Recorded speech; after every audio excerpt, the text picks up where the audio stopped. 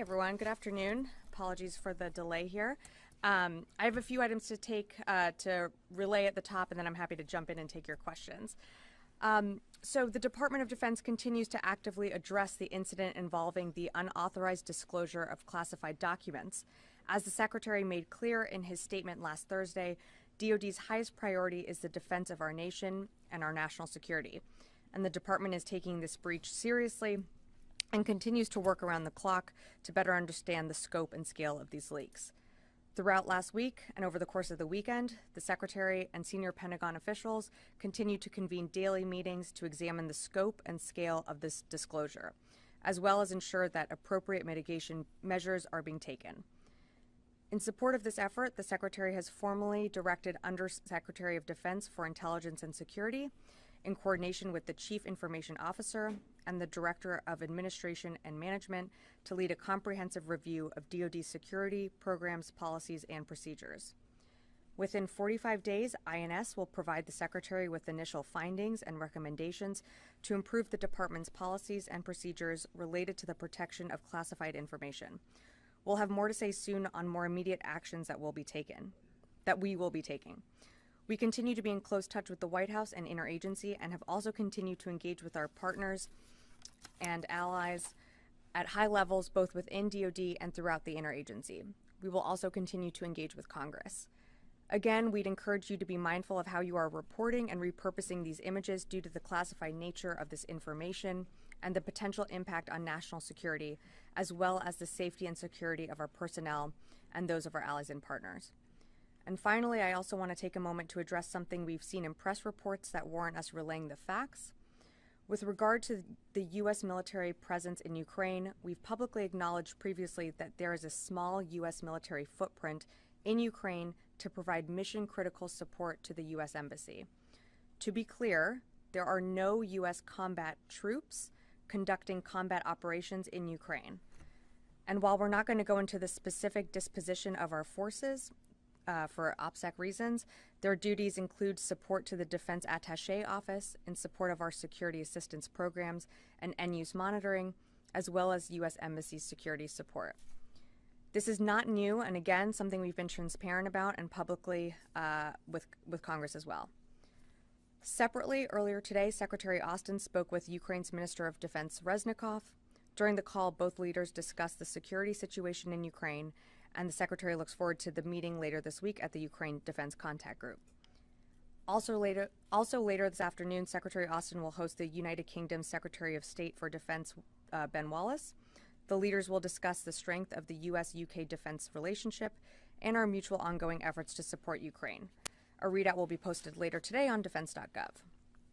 Shifting gears a little bit. On August 25th, 2022, the Secretary of Defense approved and released the Civilian Harm Mitigation and Response Action Plan, directing the Department to take immediate actions to create an architecture and supporting processes to mitigate civilian harm by optimizing the efficacy of military operations. Today, the Department of Defense, in consultation with the Secretary of the Army, announced Mr. Michael McNerney as the Director of the Civilian Protection Center of Excellence. Mr. McNerney previously served at the RAND Corporation as a senior international and defense researcher and has published extensively on civilian protection issues. He brings a wealth of experience and expertise to the role, having both served in the public and private sectors, including more than 15 years with the U.S. government, focused on national security strategy and development, planning, the international security sector reform, and decision-making in conflict. The Director will oversee the efforts to establish the institution to build on existing processes and improve the Department's approach to civilian harm mitigation and response. The Secretary of Defense and the Secretary of the Army have full confidence in Mr. McNerney to oversee the stand-up of the Civilian Protection of Excellence. The stand-up of the Civilian Protection Center of Excellence. And finally, a reminder that tomorrow, Secretary Austin will travel to Sweden to meet with his counterpart to discuss security-related topics, including Sweden's planning for NATO accession. From there, he will travel to Germany, where he and the Chairman of the Joint Chiefs of Staff, General Milley, will host the Ukraine Defense Contact Group on Friday at Ramstein Air Base. And with that, I'd be happy to take your questions. I'll go to Tara. Hi, thanks for doing this. So at this point, does the Pentagon have a better sense of just how many documents were leaked and the larger scope, it seems like documents continue to surface in different media reports. Do you have a better sense of how wide the damage was? Well, two things. First, I'll say that this is an ongoing investigation being led by the Department of Justice. So we are consulting with them on an ongoing basis, but that investigation will reveal more documents that have been previously posted. And again, we're doing our own internal review assessment. As I said at the top, this is being led by our Intelligence and Security Department to get a better assessment of what documents were disclosed and where they surfaced online. But do you have a kind of a ballpark assessment of just how many documents there were? And it seems like some of these documents may have been put out months ago and predate, the window that the Secretary was initially focused on.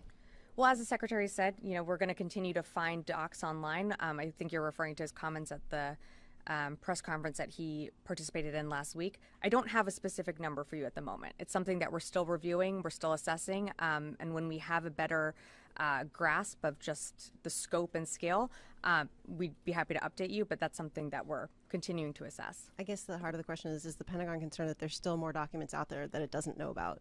Well, we're continuing to assess, and that's exactly what our internal efforts are geared towards and looking to review, and that's also why the Department of Justice has launched an investigation to figure out what exactly is still out there, and also assessing the impacts that this has, not just on U.S. security interests, but on our partners and allies around the world. I'll go ahead to Jen. Sabrina, why is Airman Teixeira not being tried in a military court, and could he be later tried under UCMJ? So this is an ongoing investigation, and in terms of jurisdiction, it's something that we're working through with the Department of Justice, but right now this is something that's in DOJ's hands, and we'll keep you updated as that goes. So you're suggesting that there could still be a UCMJ trial after the federal trial? It's something that we're again, this is an ongoing investigation. It's something that we are working through with the Department of Justice, but I just don't have anything to announce on that front just yet. But it's confusing because someone like Chelsea Manning was held at Quantico and then tried up at Fort Meade, not in the federal system. How does it work? I understand It's ongoing, but how does this work? Again, we're assessing this. We're still working with the Department of Justice on this issue. Right now, they are the lead investigators for this criminal case.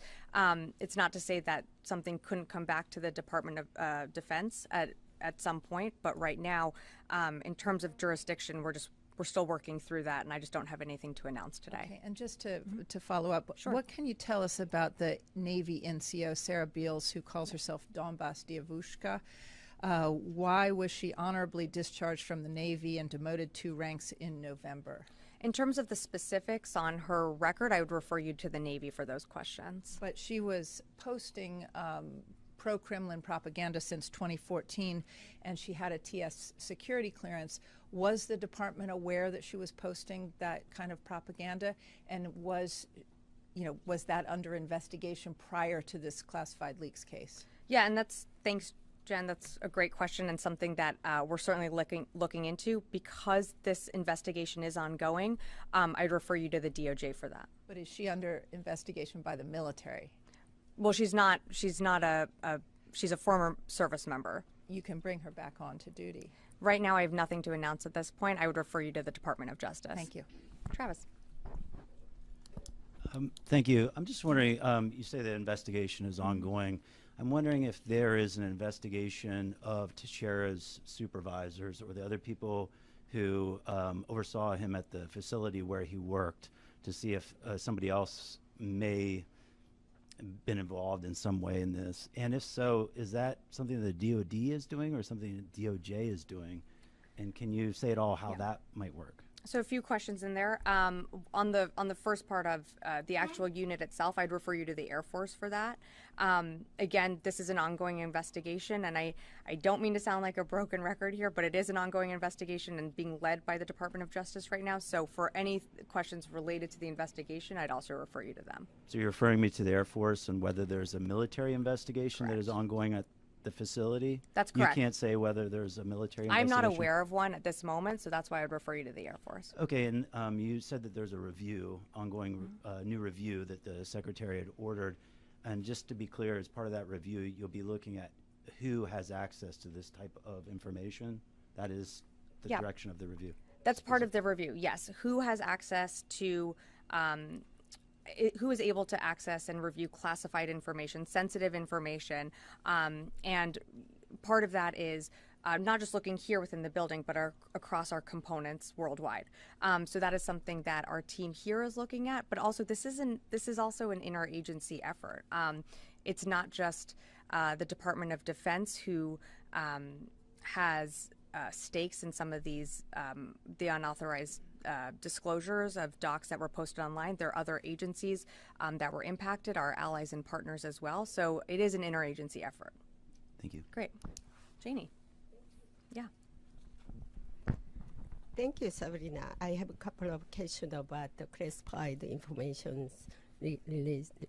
And Secretary Austin and the South Korean Defense Minister Lee Jong-suk had a phone call conversation last week about the leak of classified document. And both ministers agreed that the classified document was substantially forged. What is the evidence that the classified document is forged or fake? So I think you're asking about the validity of some of the documents that have leaked online. Again, I'm not going to speak to specific documents that are circulating, but what I can say, and again, is that we're doing a review of the documents. It's something that our INS team is assessing and reviewing to see if any documents were further manipulated, but I just wouldn't get into the specificities. Do you think a leaker has an intention to damage U.S. and South Korea relations by leaking wiretapping document? I wouldn't be able to speak to the intentions of the individual. I would refer you to the Department of Justice. Lastly, if it is true that the U.S. wiretap it, would you apologize to South Korea? Again, this is an ongoing review. This is a matter that's been referred to the Department of Justice as it is a criminal in nature. We have a very good relationship with South Korea. You've heard us state from this podium, but again, from Secretary Austin as well, that our commitment is rock solid, and we have a positive relationship with South Korea. I'll go to Idris. Just following up on Travis's question, Sure. Slightly different. Not about the investigation, but does the Secretary have faith and confidence in Teixeira's chain of command on the base? Well, I think we certainly have confidence in our service members and our commanders. In terms of, the actual unit itself, there's an ongoing investigation at the Department of Justice. We are doing our own internal review here. If there are changes that need to be made from that review, that will certainly inform either changes that need to be made or, who has access to what and when. In the interim, because his faith and confidence won't be based on an investigation. But as of today, does he have faith and confidence? We're here to pull the facts, and that's what this review will do, and that's what part of what our INS team is doing here, along with other departments here in the building, is trying to assess what can we do better and what also was happening in that unit itself. So I just don't have anything more to say on that. And on a separate note, there was a statement today from CENTCOM about an operation against ISIS militants. And in the statement, I think it mentioned 2 militants were probably killed. I'm just sort of curious how you're probably killed. Does that mean that they thought they were dead, but they're not sure? Like, probably is a very unofficial way of saying, right? They didn't say likely. They said Sure. probably. I'm just confused. I'd refer you to CENTCOM for additional details on that front. But I think in terms of the operation itself, it really does stand as a testament to our commitment to the enduring defeat of ISIS. And I would just leave it at that. And just to be sure, so are they dead or no? I would have to refer you to CENTCOM. Oren. 2 questions. First, am I right in understanding that you cannot say at this point that the leak is definitely contained? I mean, we're still reviewing it. It's still an ongoing effort here in this department. This is a criminal investigation. So again, the Department of Justice has the lead on that. So I would refer you to the Department of Justice. And given the ongoing efforts to review and look at who has access to this kind of information, can you give us a sense of how many people have had their access restricted based on the efforts you've taken so far to review distribution lists and printing abilities and that sort of? Yeah, so I can't give you exact numbers on like who has had access revoked, but what I can say is that we are culling through some of our distribution lists and who has access to certain information. That effort is going to be ongoing. It's not just going to stop tomorrow, and it's not going to stop after a week. This is going to be a long-term effort. And so while I can't give you exact numbers, we are taking steps when it comes to exactly what you said, when it comes to distribution lists, when it comes to printing access, when it comes to just access within SCIFs. We have to make sure that the service members or our civilians have what they need to be able to do their job. But it also we need to make sure that it is on a need-to-know basis. Yeah. Matt, sorry. Yeah.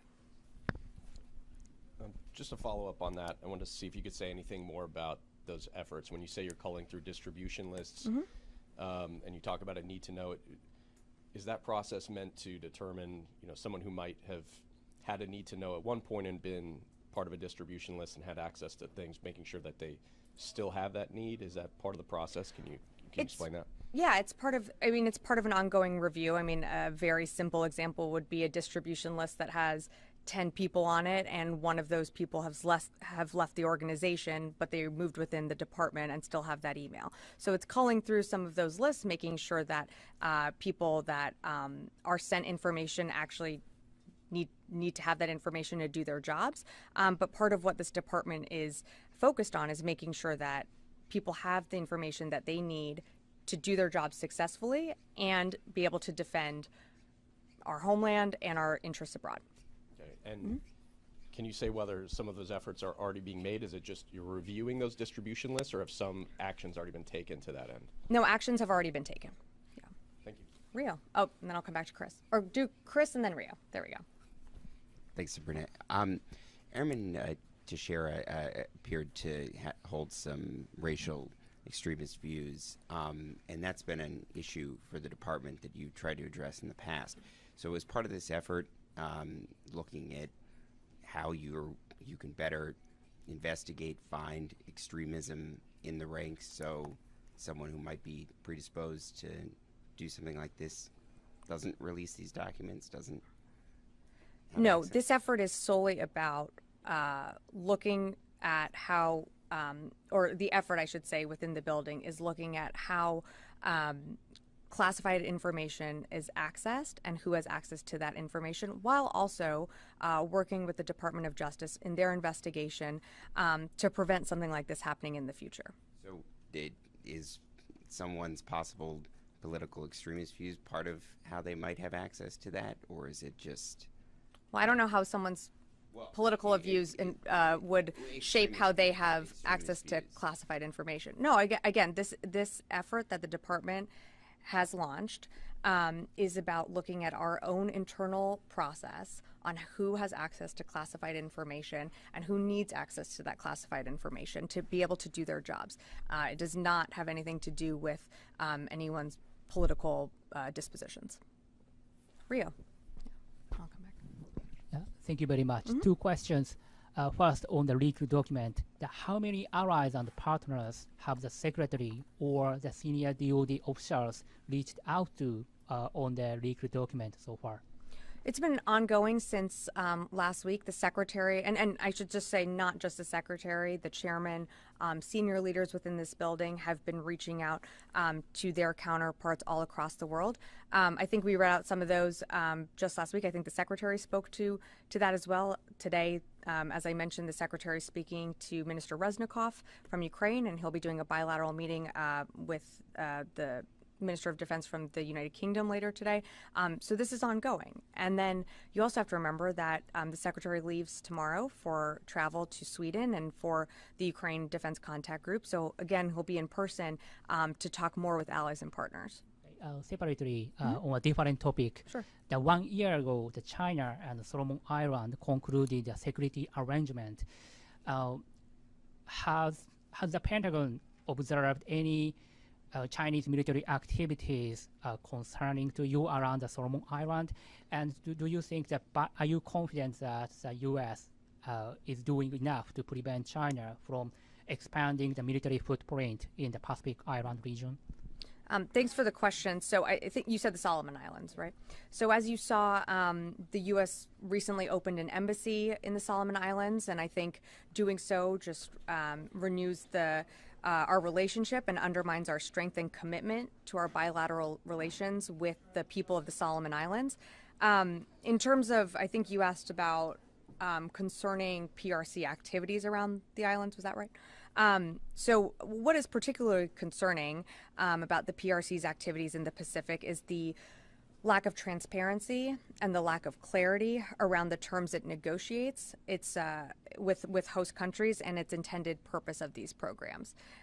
So we want to ensure that Indo-Pacific nations can make decisions for themselves without being pressured, but for their economic and security future. And we are committed in helping them do just that. I'll go to Laura. Yeah. Hi.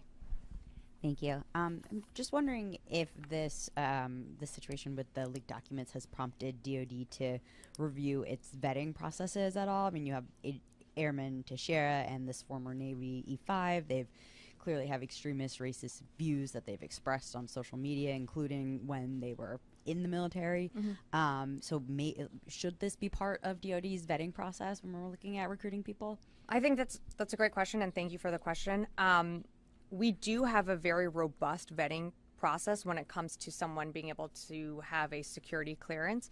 That includes an FBI background check, and that includes a vetting of friends, family, former coworkers, and then there is a more detailed, in-depth on just finances, further background checks that the FBI does. But I mean, I think we are pretty confident in how the FBI does conduct its background checks when it comes to somebody being able to obtain a security clearance. And we also ask and mandate that our service members or civilians who do have security clearances, and I include myself in that, do so with certainly something, you have to being able to follow the rules that are in place, which is part of that is a non-disclosure agreement that we sign as well when you get access, when you have a security clearance.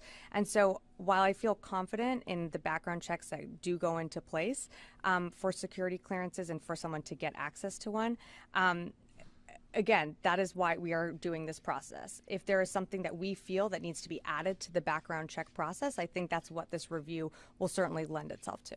And is there any way for DoD, or I guess it might be the FBI, to track the social media postings of these people? So maybe they didn't express extremist views before they went into the military, and now maybe, I mean, as it seems happened with this Navy E5, there was an event, and then afterwards she sort of went off on the deep end, maybe. Is there a way for DoD to track that? It seems like it would be pertinent. So as you know, we have to follow the I'm trying to find the best way to phrase it. DoD does not spy on its own U.S. citizens, and we conduct ourselves in in adherence with the law. Again, background checks certainly do go through social media postings. This is exactly what this effort internally here in the building is designed to look at. Is there something else that we need to do to add on to a process when it comes to a background check and obtaining a security clearance? This is something that this will look at, and when we have more to follow on that, I'd be happy to update you on that. Yes, right over here. I probably have time for 2 or 3 more. I have 2 questions. Okay, great. Thank you. My first question about the leaked documents. Sabrina, how much do you have a concern that the other parties like Russia or China could use the information inside these documents to harm U.S. military operations or even the U.S. allies? Well, we're certainly concerned about the contents of these documents being circulated on social media, which is why I think at the top, I address the fact that it is important when reporting on these documents that they do contain sensitive classified information that could cause irreparable damage to our allies and partners. But we're also doing an assessment of that. So yes, we are concerned about these documents. We feel that, of course, Russia and China could use this to their advantage. But we also feel confident in our outreach to partners and allies, and working with them as this continues. Yeah. Second question, a different topic. Regarding to the clashes in Sudan, Sure. have you see the latest reports about that clashes, and do you have any concerns about the stability of the region? And is there any contact between the DoD and their Sudani counterparts, or even the countries in the area, in the region? And how do you see the situation there? Sure. So, and I think for some of these, I would refer you to the Department of State. But within Sudan, the Department of Defense's mission is primarily focused on providing security to the U.S. Embassy. And so while I can't go into too much detail, we have the Department of Defense through the Marine Corps Embassy Security Group provides ongoing security for diplomatic facilities worldwide. Yeah, I'll go to Courtney, and then that'll have to be our last question. Thanks. I just want to ask, just for clarification on one of the questions, one of your answers to Tara's question. You said Sure. that the DOJ investigation will reveal more documents that have been previously posted. So No, I are you think- saying that you think that or you know that the investigation, there will be more documents that have not been reported on, have not been made public, that will come out as part of this investigation? I'm not exactly sure how I phrased that, but what I That was a meant. quote, direct quote. So DOJ is the lead investigator on this topic. There could be more documents that are being circulated online. That is something that this investigation is looking into. That's something that the department is looking into. Different media outlets here in this room have reported on having different numbers of pages, numbers of documents. At each time that we are culling through the documents that we get, and as we get more, that number grows. Does that make sense? So you do. I guess one of the big questions that we all have had here is there's been this drip of documents like every day, multiple documents per day being reported on. So I guess we're trying to figure out is this just going to continue? And if you guys have any sense, at this point, now that you've arrested someone, or the Department of Justice has arrested someone, I'm sure they've gone through his computers, his things. They must have a better sense of what more is still out there that could potentially still be released. Well, as you said, they're going through his computers, they're going through his files. That they is the Department of Justice. So I'd refer you to them in terms of what they're actually pulling off of anything that they've taken from his home. Yes, we do continue to assess what other documents are being circulated online. As news outlets report on them, we are also culling through what we are finding, and that is ongoing. So I think what you're getting at, could this count grow? We're still assessing that. We're still reviewing different posts that continue to surface online and working with, we're working with online social media platforms to get those documents and to review them. And just one from Jennifer's questions. I'm still not clear on Sarah Bills, I think is her name. Yep. The former Navy. So there is, at this point, there's no military investigation looking into any of her activities while she was in uniform. Is that correct? As far as I'm aware, while she was in uniform, there was not. But for more specifics, I would refer you to the Navy for that. Right, but now, there's no, because not even anything to do with the investigation into the unauthorized disclosure of documents. Anything to do with that investigation, I'm just not going to speak to more specifics of who's being spoken to or who's being interviewed. I would refer you to the DOJ for that. Great. Okay, we're going to have to wrap up. Thanks so much, guys.